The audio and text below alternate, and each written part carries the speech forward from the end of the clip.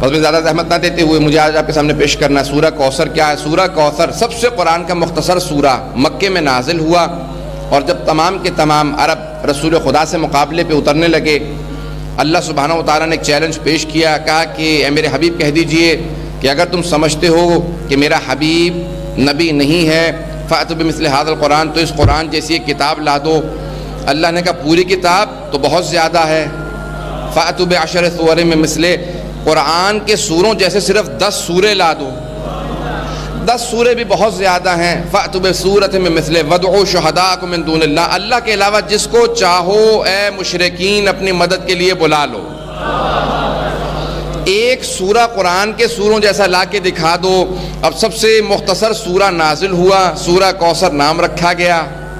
وہ عرب جو رسول خدا کو ابتر کہہ رہے تھے، نسل بریدہ کہہ رہے تھے، کیونکہ دونوں بیٹوں کا انتقال ہو گیا تھا، اگر اور کوئی بچہ ہوتا تو ابتر کوئی نہ کہتا، نہیں واضح کر سکا، بیٹیوں کا مسئلہ وہیں حل ہو گیا۔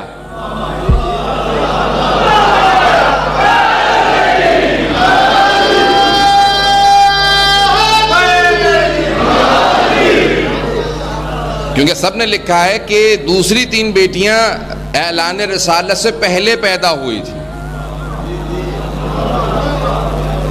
اور اعلان رسالت رسول خدا نے 40 برس کے سن میں کیا ہے۔ سورہ کوثر جب نازل ہوا جب پیغمبر 45 برس کے تھے۔ اگر وہ رسول خدا کی بیٹیاں ہوتی اور عربوں کو پتہ ہوتا، اس کا مطلب ہے کہ مشرکین بھی جانتے تھے کہ اور کوئی اولاد نہیں ہے۔ یہ بعد میں نسبت دینے کی کوشش کی گئی ہے کسی کے مقام کو گھٹانے کے لیے۔ نہیں، میں یہاں پہ بڑے احترام کے ساتھ ایک جملے کو پیش کروں گا، ہمیشہ ایک کے مقابلے میں 3 اور لائیں۔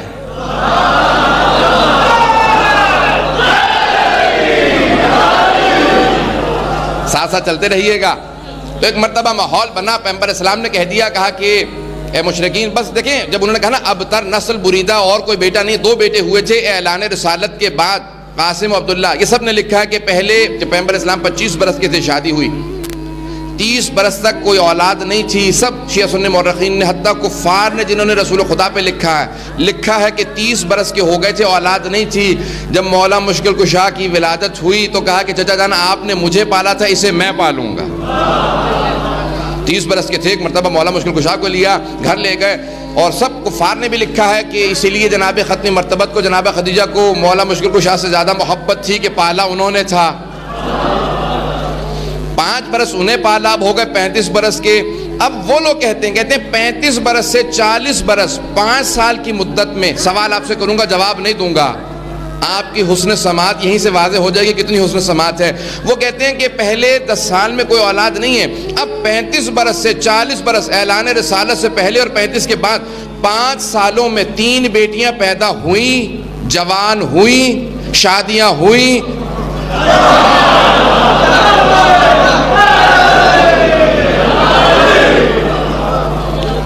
تین بیٹیاں پیدا ہوئی، جوان ہوئی، شادیاں ہوئی، طلاق ہو کے واپس آئیں۔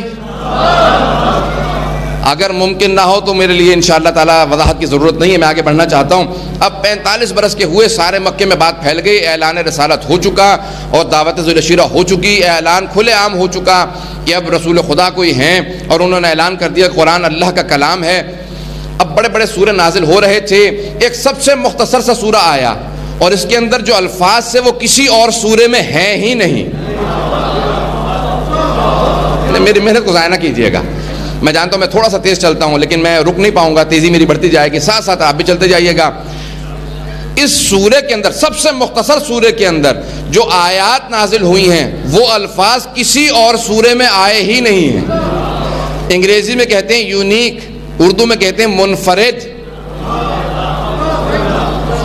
جس بی بی کے لیے یہ سورہ آ رہا تھا اس کی کوئی مثال ہی نہیں تھی، تو اللہ نے کہا نہ اس فاطمہ جیسا کوئی، نہ سورہ کوثر جیسا۔ اب الفاظ آئے گا، پورے قرآن میں ایک مرتبہ لفظ کوثر آیا، وہ اسی سورہ میں۔ ایک مرتبہ خدا نے اس طرح سے کہا انا اعطیناک، ہم نے آپ کو عطا کیا. پروردگارہ تو نے قرآن نازل کر دیا، قرآن عطا کر دیا، نہیں کہا، جتلایا نہیں. پوری کائنات عطا کر دی، جتلائی نہیں. علی جیسا مشکل کشا حبیب خدا کے ہاتھوں میں تورات، زبور، انجیل، قرآن سب سنا رہے ہیں، لیکن اللہ نے جتلایا نہیں. نہ جانے کیا عطا کیا کہ اب خود خدا کہہ رہا ہے انا اعطیناک،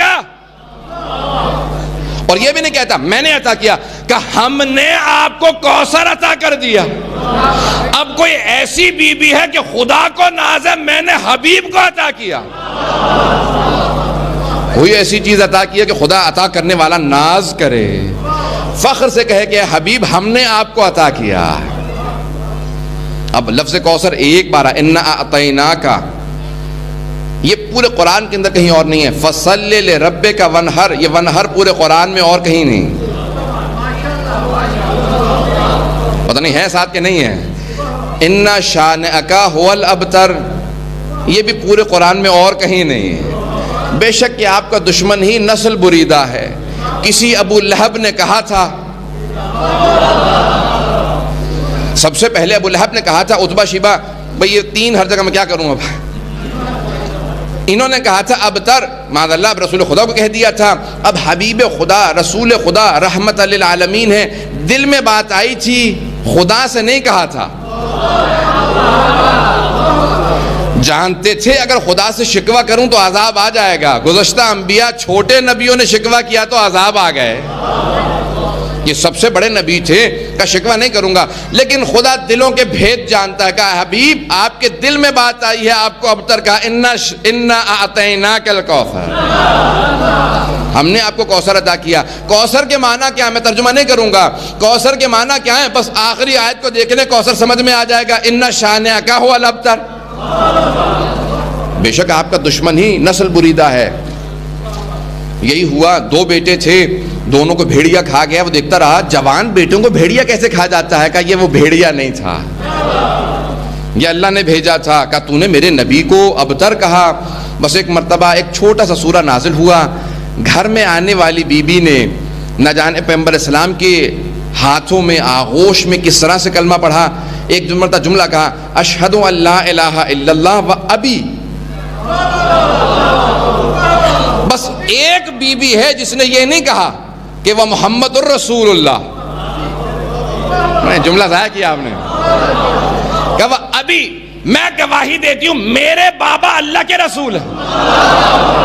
مدینے میں بھی یہی کہا تھا. کل میں خطبہ پیش کروں گا، میں بریشیا کے اندر تفصیلی خطبہ پیش کروں گا. مدینے میں بھی یہی کہا تھا. کہا تم میں سے کوئی مرد ہے جو کہہ سکے رسول خدا اس کے بابا؟ ذرا سامنے تو لا کوئی اور دعویٰ کرے. بی بی بتانا چاہتی تھی بعد میں بھی کوئی خاتون نہ کہے. ہے میرے علاوہ کوئی کہہ سکے اس کے بابا رسول خدا؟ میں کھل کے کہتی ہوں جب آیت نازل ہوئی وما محمد نبا احد من رجالکم، محمد تم مردوں میں سے کسی کے باپ نہیں ہے. لیپالک بہت زیادہ تھے رسول خدا، یتیم پرور تھے. یتیم پرور تھے، یتیموں کو پالا کرتے تھے. کتنے ہی بچے لے کے پال دیے تھے.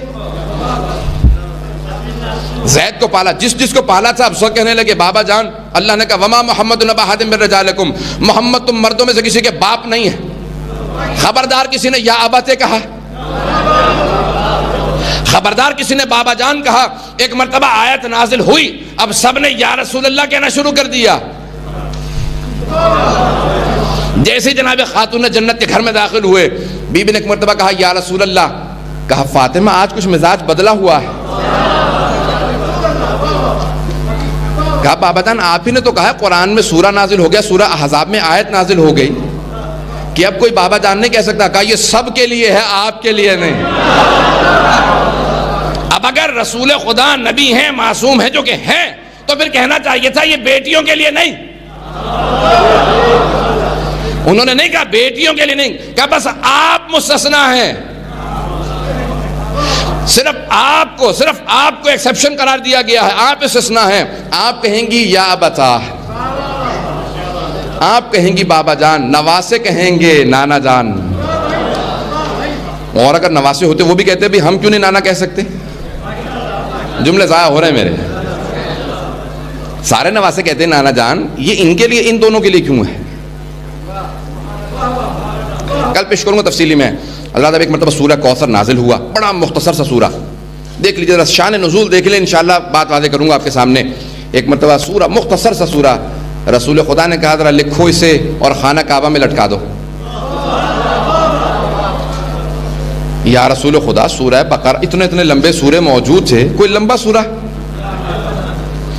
سورہ چلا جاتا, وہاں پہ سارے کے سارے عرب پڑھتے دیکھتے کہ اتنا لمبا سورہ کون جواب لکھے گا بیٹھ کے. رسول خدا نے کہا نہیں, سب سے مختصر سورہ کو یا علی اپنے ہاتھ سے لکھیں. کلام معجزہ, ہاتھ معجزہ, زبان معجزہ, بی معجزہ, آیتیں معجزہ.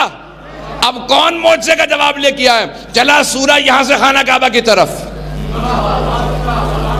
ایک مرتبہ چلا سورہ, یہ سارا کا سارا مکہ جمع ہونے لگا. کوئی بڑا مختصر سا سورہ آیا ہے, شعراء کو بلا لو, ادبا کو بلا لو, بڑے بڑے جو مفکر تھے سب کو بلا لو, سب سے مختصر سورہ آیا ہے. اب سب کے سب آ کے بیٹھ گئے, خانہ کعبہ میں سامنے لٹکا. اچھا کیوں لٹکایا خانہ کعبہ میں؟ کیونکہ خانہ کعبہ کے اندر 7 معلقات, سب سے بڑے بڑے جو شعراء گزرے تھے ان کے کلام وہاں پہ قصیدے لگے ہوئے تھے, لٹکا رکھے تھے.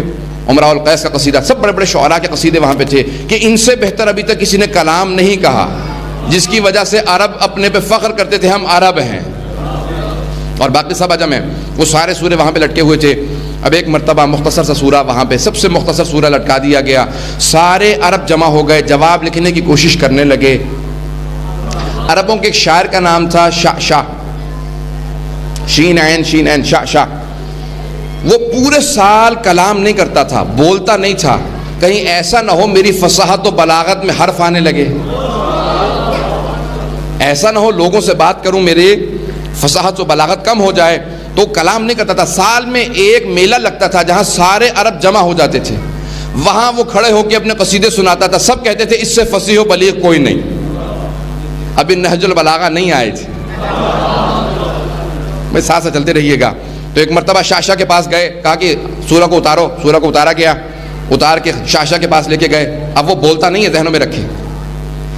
کہا شعشع, اکثر لوگ وہ جب دوپہر کو باہر نکلتا تھا, شام کو باہر نکلتا تھا سپہر کے وقت چہل قدمی کے لیے, تو شعراء اپنے کلام کو, قصیدوں کو لکھوا کے اس کے پاس لے جاتے تھے, کہتے تھے اسے تصحیح کر دے.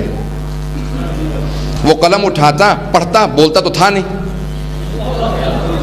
پڑھتا, کاٹ پھیٹ کر کے کہتا یہ غلط ہے یہ صحیح ہے, قصیدے کو درست کر دیا کرتا, نوک پلٹ ٹھیک کر دیتا. کہا اب یہ بالکل وزن پہ ہے, اب یہ بالکل صحیح ہے. وہ تصحیح کر دیا کرتا تھا. وہ بولتا نہیں تھا, پڑھا کرتا تھا, تصحیح کر دیتا تھا. اب سارے شعراء نے وہ سورے کو اتارا اور ایک مرتبہ شعشع کے سامنے لے آئے. کہا شعشع ذرا اس کی تصحیح کر دے. اس نے ایک مرتبہ پڑھا, قلم اٹھایا, کچھ لکھنا چاہتا تھا, کچھ ذہن میں نہیں آیا.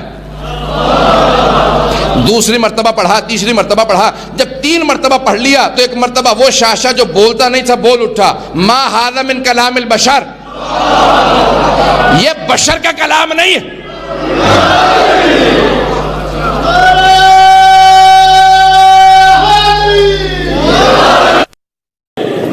یہ بشر کا کلام نہیں. نعرہ تکبیر, نعرہ رسالت, نعرہ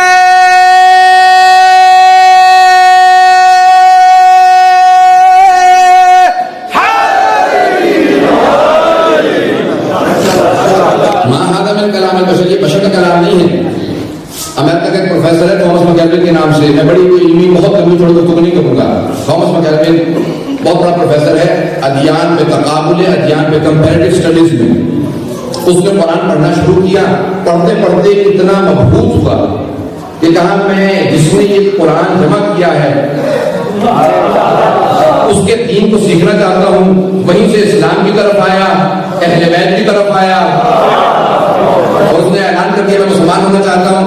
اور کمپیریٹو اسٹڈیز کا, تقابل ادیان کا پروفیسر تھا, جانتا تھا اسلام میں فرقے ہیں. کہا کون سے فرقے میں جاؤ گے؟ کہا اس میں جہاں علی ہے, جہاں پیشوا علی ہو وہاں نہ ہوگا. کہا نام بدلنا پڑے گا. کہا نام بدلنا پڑے گا. نام کیا رکھے گا؟ کہا اب تک تو تھامس مکیلوین تھا, آج سے علی حیدر. اس نے رکھا اپنا علی حیدر، آج بھی جائیے اور کتابیں دیکھیے اس کی. میں نے بڑے بڑے علماء سے سنا تھا کہ کربلا کے واقعے کو بائبل سے، توریت سے، زبور، انجیل سے ثابت کرتے ہیں. واقعہ کربلا کو بڑے بڑے علماء نے لکھا، انجیل میں ہے اور بڑی بڑی ہندو کی کتابیں ہر جگہ میں موجود ہے، لیکن اس نے غدیر کو بائبل سے ثابت کیا.